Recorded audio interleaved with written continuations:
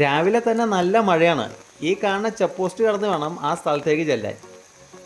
ബൈക്കിന് 10 രൂപയും കാറിന് 25 രൂപയാണ് ചാർജ് വരുന്നത്. ഇവിടെ നമ്മുടെ ഡീറ്റെയിൽസ് ഒക്കെ എഴുതി കൊടുക്കണം. വംശനാശ ഭീഷണി നേരിടുന്ന 4 തരം വേഴാമ്പലുകളെ കാണാൻ പറ്റുന്ന ഇന്ത്യയിലെ ഒരേ ഒരു സ്ഥലമായ അതിരപ്പള്ളിയിലേക്കാണ് ഇന്നത്തെ യാത്ര. മലയാറ്റൂർ ടു അതിരപ്പള്ളി റൂട്ടാണിത്. ഇത് ശരിക്കും പറഞ്ഞാൽ ഒരു ഫോറസ്റ്റ് റൂട്ട് തന്നെയാണ്. ഈ വഴിയുടെ മേൽനോട്ടം ഏറ്റെടുത്താണ് ഇവരാട്ടോ. അതിൻ്റെ ഒരു ചെറിയ അഹങ്കാരം ഇവർക്കുണ്ട്. മഴക്കാലത്ത് അതിരപ്പള്ളിയിലേക്കുള്ള യാത്ര, അത് ഈ കാട്ടുവഴിയാണെങ്കിൽ പ്രത്യേകിച്ചൊന്നും പറയാനുമില്ല.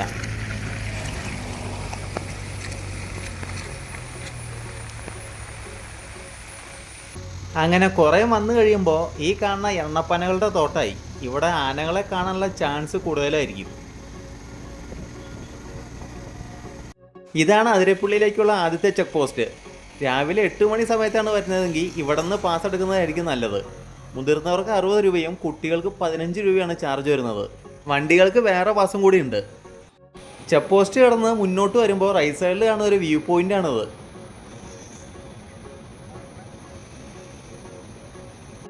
ആദ്യം കണ്ട ചെക്ക് പോസ്റ്റിൻ്റെ അവിടെ നിന്ന് ടിക്കറ്റ് എടുത്തു കഴിഞ്ഞാൽ നേരെ ഇതിൻ്റെ അകത്തേക്ക് കയറാം. ഈ കാണുന്ന മെയിൻ കവാടത്തിൻ്റെ അടുത്തുള്ള ടിക്കറ്റ് കൗണ്ടർ ഉണ്ടല്ലോ, അത് തുറക്കുമ്പോൾ ഏകദേശം 8:30-9 മണിയാവും. അവിടെ നിന്ന് ടിക്കറ്റ് എടുത്താണ് വരുന്നതെങ്കിൽ ഇവിടെ വെയിറ്റ് ചെയ്യേണ്ട ആവശ്യമൊന്നുമില്ല, നേരെ എൻ്റെ അകത്തേക്ക് കയറാം. അതിരപ്പള്ളിനെ ഇങ്ങനെ തിക്കും തിരക്കൊന്നും ഇല്ലാണ്ട് കാണണമെങ്കിൽ രാവിലെ തന്നെ വരണം. സൈഡിൽ മുള കൊണ്ടൊരു വേലി. അതുമാത്രമല്ല, നടക്കണ വഴിയാണെങ്കിൽ കല്ല് വിരിച്ച് നല്ല വൃത്തിയോടെ പരിപാലിച്ചേക്കണു. തൃശ്ശൂർ ജില്ലയിലെ ചാലക്കുടിയിൽ നിന്നും ഏകദേശം 47 കിലോമീറ്റർ അകലെ അതിരപ്പള്ളി ഗ്രാമപഞ്ചായത്തിലാണ് ഈ വെള്ളച്ചാട്ടം സ്ഥിതി ചെയ്യുന്നത്. സമുദ്രനിരപ്പിൽ നിന്നും ഏകദേശം 1000 അടി ഉയരത്തിലാണ് ഈ സ്ഥലമുള്ളത്. കേരളത്തിലെ നയാഗ്ര വെള്ളച്ചാട്ടം എന്നാണ് അതിരപ്പള്ളി വെള്ളച്ചാട്ടം അറിയപ്പെടുന്നത്. മധ്യ കേരളത്തിലെ പ്രധാനപ്പെട്ട ജലസ്രോതസ്സാണ് ഈ നദി. അതുമാത്രമല്ല കേട്ടോ, പശ്ചിമഘട്ടത്തിലെ ഷോളയാർ മലനിരകളുടെ പ്രവേശന കവാടത്തിലാണ് അതിരപ്പള്ളി വനം സ്ഥിതി ചെയ്യുന്നത്. ആന, കടുവ, പുള്ളിപ്പുലികൾ, കാട്ടുപോത്ത് തുടങ്ങിയ വിവിധ മൃഗങ്ങളുടെ ആവാസ കേന്ദ്രമാണ് ഇവിടെ.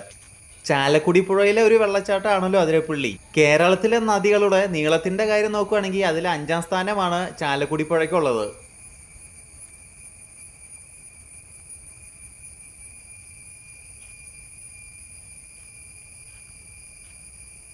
ഈ കാടുകളിൽ ഏറ്റവും കൂടുതൽ കാണപ്പെടുന്ന ആദിവാസി ഗോത്രവർഗ്ഗക്കാരാണ് കാടർ. ഇവർ അവരുടെ ഉപജീവനത്തിനായി ഏറ്റവും കൂടുതൽ ഉപയോഗിക്കുന്നതും വനവിഭവങ്ങളാണ്. അതിൽ തന്നെ ഏറ്റവും കൂടുതൽ ഇവർ ആശ്രയിക്കുന്നത് തേനാണ്. പ്രവേശന കവാടത്തിനടുത്തുള്ള വനശ്രീ എന്ന പ്രാദേശിക കടയിലാണ് ഇവർ ഈ ഉൽപ്പന്നങ്ങൾ വിൽക്കുന്നത്. മറ്റു ഗോത്രവർഗ്ഗക്കാരായ മലയരന്മാർക്കും മുതുവാർമാർക്കും ഈ പ്രദേശമായിട്ട് ചരിത്രവും സാംസ്കാരികവുമായ ബന്ധമാണുള്ളത്. ഈ ഗോത്രവർഗ്ഗക്കാരുണ്ടല്ലോ, അവർ ഈ അതിരപ്പള്ളി വെള്ളച്ചാട്ടത്തെ ഒരു പുണ്യസ്ഥലമായിട്ടാണ് കാണുന്നത്.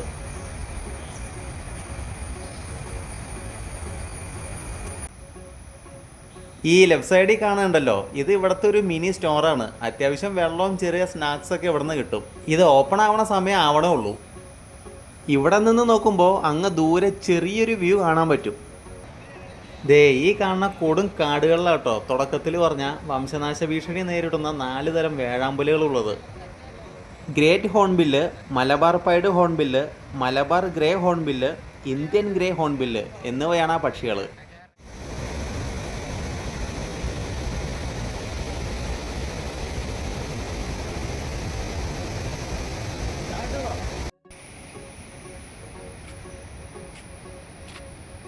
വെള്ളച്ചാട്ടം കുറച്ചുകൂടി അടുത്ത് കാണാൻ ഈ കാണുന്ന വഴി നേരെ താഴത്തേക്ക് ഇറങ്ങിയാൽ മതി.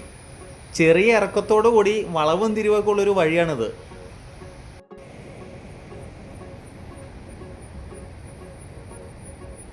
ഹൃദയത്തിനൊക്കെ എന്തെങ്കിലും ബുദ്ധിമുട്ടുള്ള ആളുകളുണ്ടെങ്കിൽ ഈ വഴി ഇറങ്ങാത്തയായിരിക്കും ഏറ്റവും നല്ലത്. ഈ നടക്കണ വഴിയൊക്കെ എന്ത് ഭംഗിയാന്ന് നോക്കിയേ. ഇവിടെ എന്തെങ്കിലും വേസ്റ്റ് ഇടണ കണ്ട 5000 രൂപയാണ് ഫൈൻ. കേരള തമിഴ്നാട് അതിർത്തിയിലുള്ള ആനമല കുന്നുകളിൽ നിന്നാണ് ഈ നദിയുടെ ഉത്ഭവസ്ഥാനം. ഈ നദി പടിഞ്ഞാറോട്ട് ഒഴുകി അറബിക്കടലിലേക്കാണ് എത്തിച്ചേരുന്നത്. ഇന്ത്യയിലെ ഏറ്റവും കൂടുതൽ ജൈവ വൈവിധ്യമുള്ള നദി എന്ന നിലയിൽ വളരെ പ്രശസ്തമാണ് ചാലക്കുടി പുഴ.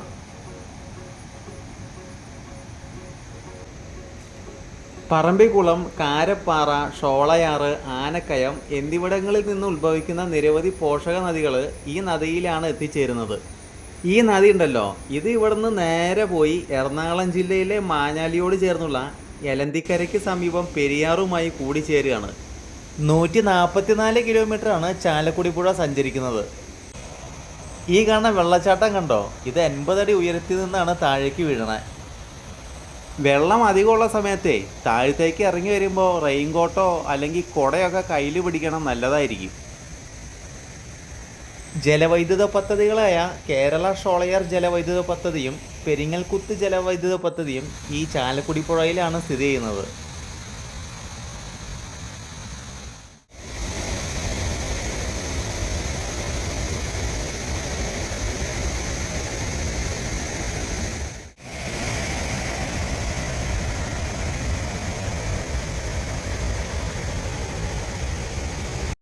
അങ്ങനെ വെള്ളച്ചാട്ടത്തിൻ്റെ ഭംഗി കുറച്ചു നേരം കണ്ടു നിന്നിട്ട് നേരെ തിരിച്ചു. അതിരപ്പള്ളിനെ പറ്റിയുള്ള സ്റ്റോറി തീർന്നു. നമുക്കിനി അടുത്ത ട്രാവൽ സ്റ്റോറിയിൽ കാണാം.